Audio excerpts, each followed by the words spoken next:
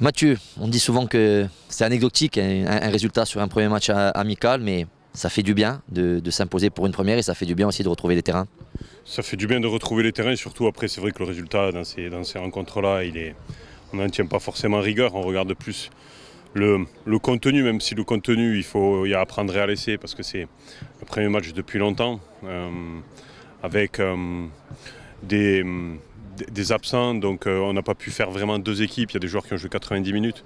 Voilà, il faut bien gérer les temps de jeu. La priorité c'est de retrouver du rythme physique et de retrouver quelques séquences de jeu. Voilà, c'était la priorité, c'est ce qu'on a bien fait, donc c'est tout bénef. Autre chose intéressante pour vous, c'est la possibilité d'avoir testé en première période Adil Taoui qui est à l'essai depuis quelques jours. Forcément, ça va vous consolider dans la décision que vous prendrez. Ben ouais, bon, après, vous savez, quand on a un joueur à l'essai, on regarde son attitude générale. Il ne joue pas sa vie sur une mi-temps. Ça fait 8 mois qu'il n'a pas joué, donc c'est un joueur qui a beaucoup de potentiel.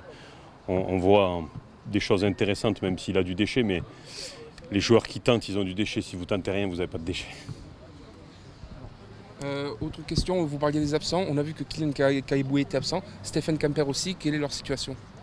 Donc Kylian Kaiboué est blessé. Donc c'est un petit bobo à l'orteil, rien de grave. Stéphane Camper est rentré en conflit avec le club parce qu'il pense qu'il est en fin de contrat alors qu'il a un contrat enregistré à la Fédération française de football jusqu'au 30 juin 2022. Donc il est sous contrat avec le club. Et il n'y a personne, que ce soit un joueur, un entraîneur, un supporter, qui est au-dessus de l'institution du Sporting Club de Bastia. Donc on va faire valoir nos droits et on va régler tout ça. Puis dans la question, ce qui me concerne, combien d'arrivées espérez-vous avant le 24 pour être opérationnel pour Nîmes justement? Ben là, demain, il y a un début de semaine, un attaquant qui vient pour régler les derniers détails de son transfert. C'est pas fait encore. On va voir si on avance avec Adil, c'est en bonne voie. Et après, on se laissera. Bien sûr que le poste de latéral gauche va être suivant la suite des événements.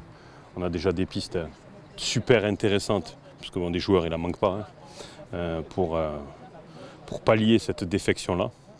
Et puis après, il nous restera encore un ou deux quoi faire. Mais voilà, la priorité, c'est de faire un attaquant, parce qu'il nous faut ce profil-là.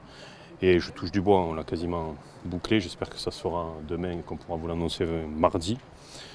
Derrière, on va voir avec Adil et après, on ne s'interdit pas de prendre encore un profil offensif, mais plus sur les côtés qui peut jouer les trois postes de devant.